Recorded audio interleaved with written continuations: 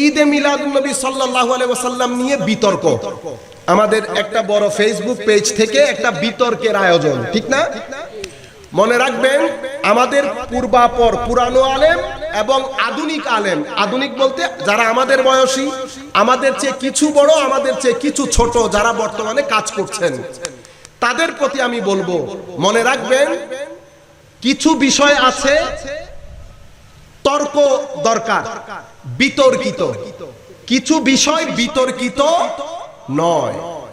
আপনি বিতর্কিত নয় এমন বিষয়ে বিতর্ক করতে যাওয়া মানে আপনি নিজেই বিষয়টাকে বিতর্কিত করে ফেলেছেন। আমি একটা উদাহরণ দিলে আপনি বুঝতে পারবেন।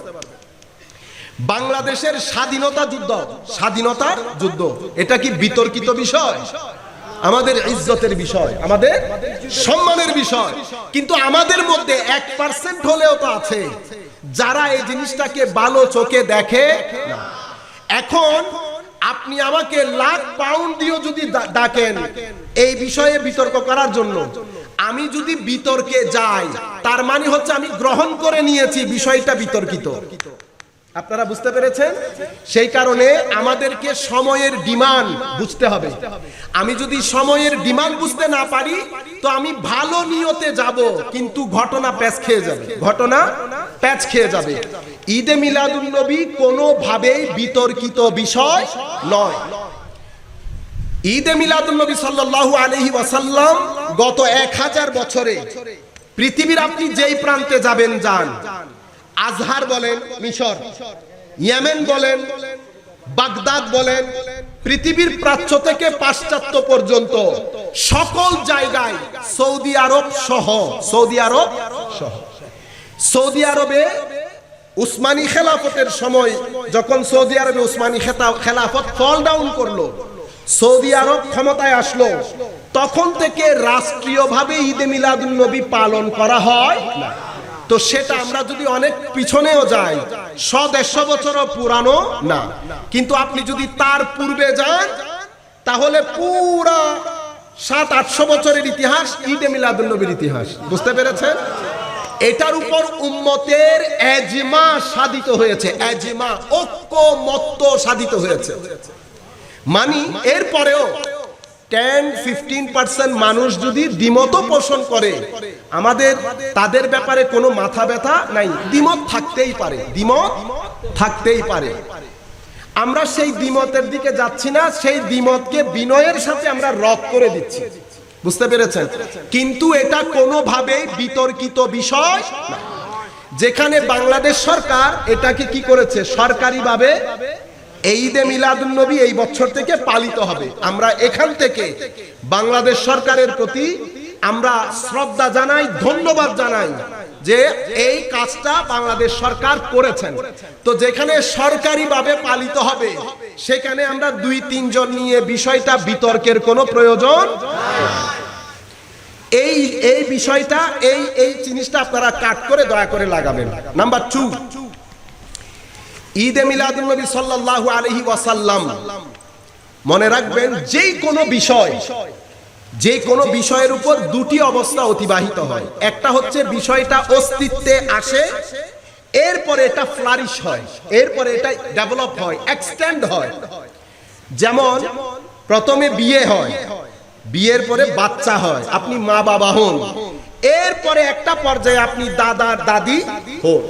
তাইলে প্রথমে বিয়ে, এটাকে আমরা বলি, সম্মানিত উপস্থিতি, যেহেতু দূর দূরান্ত থেকে অনেক মানুষ শুনছে, আমি কিছু কথা হয়তো আপনারা বুঝতে নাও পারেন, তো আমি আপনাদেরকে বলবো আপনারা ডিস্টার্ব ফিল হবেন না। আমি সব ধরনের শ্রোতার দিকে খেয়াল করে কথাবার্তা বলতে হচ্ছে, বিশেষ করে আমার মুরব্বিয়ানে কেরাম, আমাকে অনেক জায়গা থেকে লোকজন শুনছে, সেই কারণে কিছু শব্দ হয়তো আপনাদের কঠিন লাগতে পারে। আমি তাদের সহজবোধ্যতার জন্য শব্দগুলো ব্যবহার করছি, আপনারা দয়া করে ডিস্টার্ব হবেন না। যেটা আমি বলতে চাচ্ছিলাম সেটা হচ্ছে, একটা ব্যাপার হচ্ছে এক্সিস্টেন্সিয়াল ব্যাপার, মানে বিষয়টা অস্তিত্বে এসছে, এরপরে বিষয়টা কনভেনশনাল হয়, এরপরে বিষয়টা অপারেশনাল হয়। বুঝতে পেরেছেন? অপারেশনাল হয়। তো প্রথমে বিয়ে, এক্সিস্টেন্স, এর পরবর্তীতে আপনার সন্তান সন্ততি, আস্তে আস্তে কনভেনশনাল, সন্তান সন্ততি বড় হয়ে যখন বিয়ে করেছে অপারেশনাল হয়ে গেছে। এখন আপনি ছিলেন চৌধুরী রহিম চৌধুরী, বিয়ে করেছেন, ছেলে হয়েছে, ছেলে বিয়ে করিয়েছেন, আপনার পুরা পরিবারের নাম হয়ে গেছে চৌধুরী পরিবার, হয় নাই? প্রথমে কিন্তু চৌধুরী পরিবার ছিল না। ঈদে মিলাদুন নবী সাল্লাল্লাহু আলাইহি ওয়াসাল্লাম, রাসূল করিম সাল্লাল্লাহু আলাইহি ওয়াসাল্লামের জামানায় কিভাবে ঈদে মিলাদুন নবী হতো, আদৌ হতো কিনা, এটা ম্যাটার করে না, এটা ম্যাটার করে না। মনে রাখবেন, কোন জিনিস শরীয়তের মধ্যে বৈধ বা অবৈধ হওয়ার জন্য রাসূল করিম সাল্লাল্লাহু আলাইহি ওয়াসাল্লামের জামানায় ছিল কিনা, সাহাবায়ে কেরামের জামানায় ছিল কিনা, এই শর্ত কোন জিনিস শরীয়তের মধ্যে বৈধ বা অবৈধ হওয়ার জন্য আমি দেখব কোরআন এবং সুন্নতের মধ্যে ডাইরেক্ট বা ইনডাইরেক্ট কোন দলিল আছে কিনা। বুঝতে পেরেছেন? হুজুরে কারীম পবিত্র কোরআনের মধ্যে, আমি শুধু কোরআনের সংক্ষিপ্ত আকারে আপনাদেরকে বলবো, কোরআনে পাকের মধ্যে আল্লাহ রাব্বুল আলামিন আমাদেরকে হুকমান বলেছেন নিয়ামতের শুকর আদায় করার জন্য, বলেন নাই? আল্লাহ আরো বলেছেন, নিয়ামত যদি আপনি শুকর আদায় করেন, লা আজিদান্নাকুম, আমি অবশ্যই আপনি যে নিয়ামতের শুকরিয়া আদায় করেছেন, ওই জন্য আমি ওই নিয়ামত আরো বাড়িয়ে দেব। এটা পবিত্র কোরআনের জাজমেন্ট। আমি যদি এখন কোরআনে পাকের দিকে দৃষ্টি দেই, যে নিয়ামতের শুকরিয়া আদায় করার ধরন কয়টা, কুরআনী ধরন কয়টা? নিয়ামতের শুকরিয়া আদায় করার কুরআনী ধরন হচ্ছে 4টা বা 5টা। প্রথম ধরন হচ্ছে ওই নিয়ামতকে স্মরণ করা, ওই নিয়ামতকে স্মরণ করা। স্মরণ আপনি একবারও করতে পারেন, প্রত্যেক দিনও করতে পারেন। ওই নিয়ামত যেই দিন এসেছে সেটা ন্যাচারাল বিষয় আপনার মধ্যে হয়, আপনি এক ধরনের আনন্দ অনুভব করবেন। এটা আপনি ইচ্ছে করলেও নিজেকে অ্যাভয়েড করতে পারবেন না, কারণ আপনি হিউম্যান বিইং, মানুষ। আপনার মধ্যে কিছু ন্যাচারাল বিহেভিয়ার আছে, আপনি ইচ্ছে করলে সেটা বের করে দিতে পারবেন না। ঘুরে ফিরে যখন আমার মার জন্য আমাদের খারাপ লাগে না, লাগে, কিন্তু ঘুরে ফিরে মৃত্যুর দিনটা যেই দিন আসে, সেই দিন আর কোন রকম এক ধরনের অস্বস্তি লাগে, ভালো লাগে না। আমি ইচ্ছে করলেও অ্যাভয়েড করতে পারছি না। কেন? কারণ ওই দিন আমার মা মারা গেছেন, সব কিছু মনে পড়ে। অনুরূপ ভাবে আমার মেয়ে যেই দিন হয়েছে, এটা অনেক বড় নিয়ামতের বিষয়। আমি লাখ চেষ্টা করলেও এক ধরনের শান্তি লাগে, সবকিছু মনে পড়ে। এটা হচ্ছে জিক্রে নিয়ামত। নিয়ামতের শুকরিয়া আদায় করার প্রথম কোরআনী ধরন হচ্ছে ওই নিয়ামতকে স্মরণ করা। স্মরণ একজনও করতে পারেন। নিয়ামতের স্মরণের মানে শুকরিয়া আদায় করার দ্বিতীয় ধরন হচ্ছে কোরআনী ধরন। আমি কোরআনের কথা বলছি। সেই নিয়ামতের ডিসকাশন করা, আরেকজনের সাথে বলা বলি করা। কোরআনে পাকের মধ্যে আল্লাহ বলছেন, ওয়া আম্মা বিনিমাতি রব্বিকা ফাহাদ্দিস। তো আপনাকে বলা হচ্ছে তাহদিসে নিয়ামত, নিয়ামতের কথাবার্তাগুলো মানুষের সাথে বলো। তো এখন আপনি যদি মানুষের সাথে বলতে যান, এখন আমি এই কথা বলার জন্য আমাকে একটা চেয়ার দিতে হয়েছে, মানুষ বেশি হিসেবে স্পিকার দিতে হয়েছে, আপনারা সবাই বসেছেন। আমি তাহদিসে নিয়ামত, নবী করিম সাল্লাল্লাহু আলাইহি ওয়াসাল্লামের আগমন, আমার নবীর আগমনের পরে নবী পাকের ওয়ারিসে ইলমে মুহাম্মাদি আমিরে বান্দার এগুলা ডিসকাস করছি। এটা তাহদিসে নিয়ামত করছি, কারণ কোরআনের হুকুম হচ্ছে নিয়ামতের তাহদিস তথা নিয়ামত বর্ণনা করো। বর্ণনা কি একজন করতে পারবেন? পারবেন না। যিনি বর্ণনা করেন উনি বর্ণনাকারী, যিনি বর্ণনা শুনেন উনি শ্রোতা। তাইলে বর্ণনার জন্য একজন বক্তা লাগে আর একজন শ্রোতা লাগে। কোরআনের দুটি ধরন। নাম্বার 3, তৃতীয় নিয়ামতের শুকরিয়া আদায়ের তৃতীয় ধরন হচ্ছে, হযরত ঈসা আলাইহিস সালাম আল্লাহর দরবারে দোয়া করেছেন, আল্লাহুম্মা রাব্বানা আনজিল আলাইনা মাইদাতাম মিনাস সামা তাকুনু লানা ঈদাল লিআউয়ালিনা ওয়া আখিরিনা। মাওলা আসমান থেকে মায়েদা, আপনি বুঝতে পারছেন, ডিভাইন ট্রে অফ ফুড, আসমানি খাদ্য নাজিল করলে, যেই দিন নাজিল করবেন সেই দিনকে আমরা ঈদ হিসেবে পালন করব। এখন ঈদ শব্দটা কি আমি ব্যবহার করেছি? আমি কোরআনী আয়াত পড়ছি, কোরআনী ধরন। এখন আপনারা নিজেরা নিজেদের বিবেককে আমরা জিজ্ঞেস করে দেখি। আমার ভাইয়েরা, আমি বলছি না, আমার ভাইয়েরা যারা যেখানে বসে আমাকে শুনছেন, আমি আপনাকে অবশ্যই বলছি না যে আপনি 100% আমার সাথে এগ্রি করেন। আমি এটা আপনাকে অবশ্যই বলবো, ডিসএগ্রি করেন আপনার ব্যাপার। লাইট অফ করে চোখ বন্ধ করে আমারটা একবার চিন্তা করে দেখবেন ডিসএগ্রি করার আগে। তো যদি আসমান থেকে আসমানি খাদ্য নাজিলের দিন যদি ঈদ হইতে পারে, তাইলে যাকে মাওলায়ে করিম রহমাতুল্লিল আলামিন বলেছেন, সেই রহমাতুল্লিল আলামিনের আগমনের দিন কি ঈদ হতে পারে না? এত একটা কমন বিষয়, শুধু আসমানি খাদ্য নাজিলের দিন ঈসা আলাইহিস সালামের মতো জলিলুল কদর পয়গম্বর বলছেন আমরা সেই দিনকে ঈদ হিসেবে সেলিব্রেট করব, ঈদ হিসেবে সেলিব্রেট করব।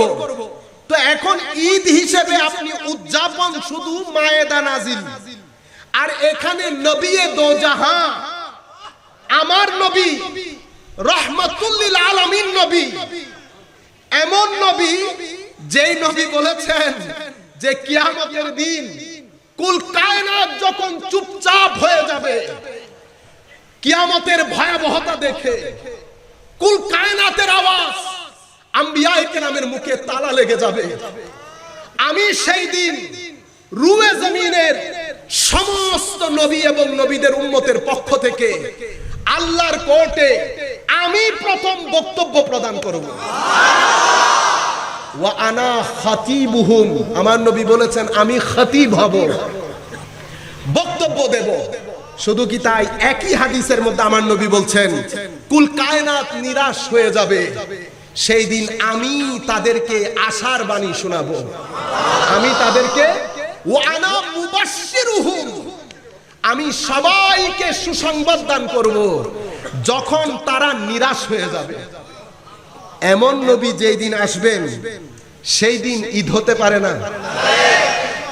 এটা হচ্ছে নিয়ামতের শুকরিয়া আদায়ের তৃতীয় কুরআনী ধরন। চতুর্থ কুরআনী ধরন, সেদিন আপনি সাদকা করতে পারেন, রোজা রাখতে পারেন, নফল নামাজ পড়তে পারেন, বন্ধু বান্ধব গরিব আত্মীয় স্বজনের মধ্যে খাদ্যদ্রব্য বিতরণ করতে পারেন। আপনার ঘরের মধ্যে আমরা ঈদের কাপড় কিনি না, ঈদের কাপড় চোপড় কিনে দেন, আবার আপনারা বলবেন এটা তো আবার নতুন জিনিস, ঠিক না? মনে রাখবেন সময় পরিবর্তন হচ্ছে, সময় পরিবর্তন হচ্ছে। আমরা দিনকে রক্ষা করতে হবে, দিনকে রক্ষা করতে হবে। আমার ছেলেদের পরবর্তী প্রজন্মের অন্তরে দিনকে গেঁথে দিতে হবে। এখন আমি করব দিনকে গেঁথে দেওয়ার কাজ, ধরনটা নির্ধারণ করব সেই সময়ের দাবি অনুযায়ী। আমি এখন 70-এর দশক চিন্তা করলে একবিংশ শতাব্দীর ছেলেদের অন্তরে দিন গেঁথে দিতে পারবো না। সময়ের ডিমান্ড অনুযায়ী আমার ধরন পরিবর্তন হবে। কাজ একটা, কাজ করছি পুরানোটা, ধরন নতুন। কেন? কারণ আপনার সমাজে পুরা ঢাঁচা পরিবর্তন হয়ে গেছে, পুরা সিস্টেম পরিবর্তন হয়ে গেছে। চিন্তা চেতনা, উঠা বসা, আমাদের ফিলসফি, আমাদের স্ট্যান্ডার্ড অফ লাইফ সবকিছু পরিবর্তন হয়ে গেছে। পরিবর্তনীয় দুনিয়ার মধ্যে আমি যদি ওই চাহিদা অনুযায়ী আমি যদি স্ট্র্যাটেজি নিতে না পারি, ব্যর্থ হয়ে যাব। আপনি যখন ঘরের মধ্যে, আপনারা এখনো মুসলমান দেশে থাকেন বিদায় সেটা বুঝতে পারবেন না। আমরা যারা বাইরে থাকি আমরা কি করি, ঈদে মিলাদুন নবী মাস ঢোকার সাথে সাথে আমরা ঘরের মধ্যে লাইট জ্বালিয়ে দেই, ফেস্টিভ্যাল লাইট। কেন? কারণ আমাদের ছেলে সন্তানরা সেই দেশে থাকে, ক্রিসমাস আসার শুরুর দিন থেকে লাইট লাগিয়ে দেয়, 1 ডিসেম্বর থেকে। ছেলেদেরকে আর ক্রিসমাস শিখাইতে হচ্ছে না, লাইট দেখে দেখে বুঝতে পারে ক্রিসমাস এসে গেছে। আপনারা দেখছেন টেকনিক কি জিনিস। এরপরে স্কুলের মধ্যে পুরা 30 দিন ব্যাপী শুধু ঈসা আলাইহিস ইসলামের তালিম, হযরত মরিয়ম আলাইহিস ইসলামের তালিম সবকিছু দিচ্ছে ক্রিসমাসকে কেন্দ্র করে। কারণ ওখানে কেউ বেদাত বলার নাই। ওই 2-3 সপ্তাহের তালিম পুরা বছর ছেলেদের কাজে আসে। তারপরে কি করে? গিফট করে ছেলেদেরকে, বাচ্চাদের জন্য চকলেট এনে দেয়, গিফট করে। তো গিফট এবং চকলেট এই দুইটার কারণে বাচ্চার অন্তরে বিষয়টা গেঁথে যায়। তখন আমরা কি করতে হবে? আমরা যদি পিছনে থেকে যাই, আমার সন্তান সেটা রিসিভ করবে না। কেন? কারণ তার কাছে আপিল করে চকলেট, তার কাছে আপিল করে গিফট। আপনি যদি গিফট এবং এই চকলেট বাদ দিয়ে দেন, আপনি কথার কথা বলে যাবেন, ছেলে রিসিভ করবে। তা আমরা কি করলাম? আমরা রবিউল আউয়াল শরীফের প্রথম দিন আসার সাথে সাথে লাইট জ্বালিয়ে দিয়েছি, হ্যাপি ঈদে মিলাদুন নবী, হ্যাপি ঈদে। তো এখন সে যেভাবে হ্যাপি ক্রিসমাস শিখতেছে, তাকে ওখানে শেখানো হচ্ছে হ্যাপি ক্রিসমাস। তো আমি ওইটাকে ট্যাকল দেওয়ার জন্য, আমার কালচার এবং ট্র্যাডিশন শিক্ষা দেওয়ার জন্য আমাকে আরেকটা পদ্ধতি অবলম্বন করতে হয়েছে। তখন আমি কি করলাম? আমরা মাগরিব টু এশা পর্যন্ত নাত পড়লাম, রাসূল পাক সাল্লাল্লাহু আলাইহি ওয়াসাল্লামের কাহিনী বললাম, নবীর পরিচিতি তুলে ধরলাম, একটু গিফট করলাম, চকলেটগুলা রাখলাম। তো মেয়ের মুখস্থ হয়ে গেছে না, বাচ্চাদের মুখস্থ হয়ে গেছে না। বাইরে যখন গেছে বন্ধুদের সাথে শেয়ার করছে, এটা ঈদে মিলাদুন নবীর মাস। বাচ্চাদের কাছে গেছে হ্যাপি ঈদে মিলাদুন নবী, জিজ্ঞেস করতেছে মিলাদুন নবী কি জিনিস। তো স্বাভাবিক, সে তো শুনছে, জানছে, বুঝছে, এখন সে এক্সপ্লেইন করতে পারছে। ধরনটা নতুন, ধরনটা নতুন, শিক্ষা কি নতুন?